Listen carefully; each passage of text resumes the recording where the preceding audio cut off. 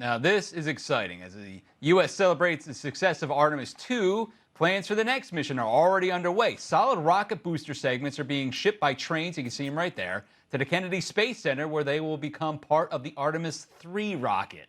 But that's not all. The four-person crew for the next Artemis mission will be announced tomorrow by NASA.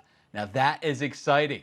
And also exciting for me, it's an honor to talk to you. And listen, anytime I can talk to a former astronaut, a Navy captain, this is excellent for me.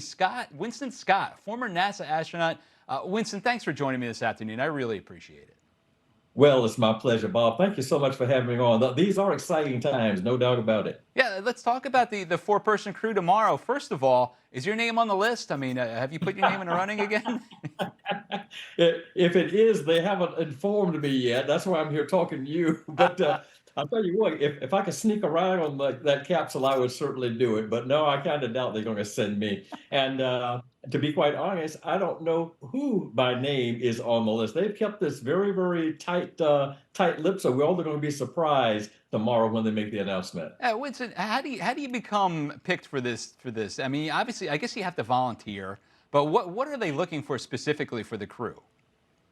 Well, it's not so much you volunteer. When you select as an astronaut, you go through your candidacy period, and everybody's kind of put through their rookie stage. It's kind of like being a freshman in college. You get basic training, basic evaluations, and so on. And some people obviously are pilots because they come from a piloting background. And some of the scientists may be specialists. They may be medical doctors or physicists. And then some people come from an engineering background. So you kind of get channeled off into what's going to be your specialty. Also, you may get assigned, quote unquote, to be a space station astronaut, which means you're going to spend time on the ISS. Or you may become an Artemis astronaut, which means you're going to be in the Artemis stages. It doesn't mean that at some point in your career you can't change over and back and forth, but typically you get off on one particular mission area and you stay there. And in terms of being selected for a particular flight, anybody almost in the office is qualified to fly pretty much any flight. But the chief of the office, he or she will sit down and make up a proposed crew manifest for a particular mission, and that will be vetted up all the way through NASA headquarters, and then the blessing will come back down, and those people, whoever they are, will be informed that they've been assigned and approved for a particular mission. That's amazing. And I'm thinking, how many people are actually in the pool that they could pick? I mean, they're not going to retread other astronauts, are they? Well, they're not going to they won't take astronauts who flew the last Artemis mission and put them on this one. No, that's not going to work. First of all, they just came back and they need a rest, and also you want to grow the experience level. So you don't want to fly the same people over and over again. So these four folks who are going to be named tomorrow, I'm sure will be brand new to the Artemis program. Unless I miss my guess, I bet they're going to have two military test pilot types on the mission, because this is heavily piloted oriented. There's going to be a lot of what we call proximity operations, rendezvous operations. So you want the piloting skills. There's possibly some evaluation of space suits. You may want somebody on there that has EVA, a spacewalking experience. If it were me, I would pick an experienced pilot, that is a pilot that's flown in space before, and then put a rookie pilot along with that person, so you get that rookie some experience flying in space. Then I would have maybe an astronaut who's done an EVA before, and possibly a rookie astronaut who has proven himself or herself as capable of doing EVAs. I do not believe you're going to have two experienced people and two rookies. You may have three experienced, one rookie. You may have four experienced. It's hard to say what the mix would be, but it's kind of fun guessing, isn't it? It really is. And Winston, you talked about it. It's highly focused on piloting operations. What is this Artemis III going to do? I mean, we know it's not going to go around the moon and come back like Artemis II. What is this one going to do?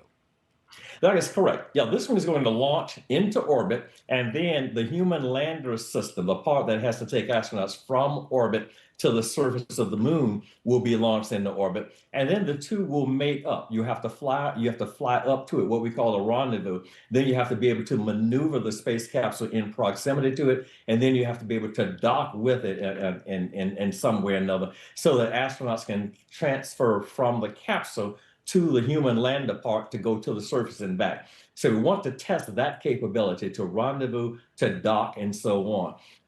So this is going to be low Earth orbit. It's going to be highly flying oriented. And again, there may be some tests of a spacesuit and EVA. I doubt if they're going to actually go outside. We don't know just yet, but there may be some work putting on a donning an extravehicular spacesuit of some kind and maybe evaluating that in space. So this one is again, it's rendezvous, docking, space flight operations as opposed to lunar landing or going around and lunar observations and so on.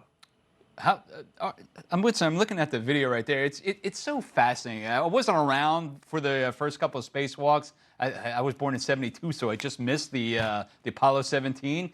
How exciting is it when you get your name called and you know you're going to go on a mission, just like you did? You were on the shuttle a couple of times in the '90s. How exciting is this? I'll tell you what, it is the most incredible, exciting thing that could ever happen to you when you get the call. First of all, when you get the call that you've been selected to become an astronaut. Then, when you report to Johnson Space Center and you pass your rookie year or your candidacy year, now you're ready to be assigned to a crew. Then a year or so, a couple of years, whatever, you're assigned to a crew. It's like Christmas, and your life changes because you're getting ready to do something that is so incredible and so few people have had the opportunity to do. It truly is a life-changing experience for you, for your family, your friends, your hometown, your schools, and so on. And the icing on the cake, those of us who get to do a space walk, that is really the ultimate, to put the suit on and go outside. And I saw pictures of you doing that.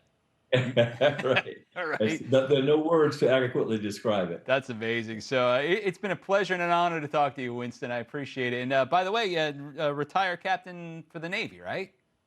That's right. That's correct. My son graduates boot camp from the Navy next week. So there we go. Well, congratulations to him, and I hope he gets the specialty he wants. Good luck to him. He's going to be a nuke. So there you go.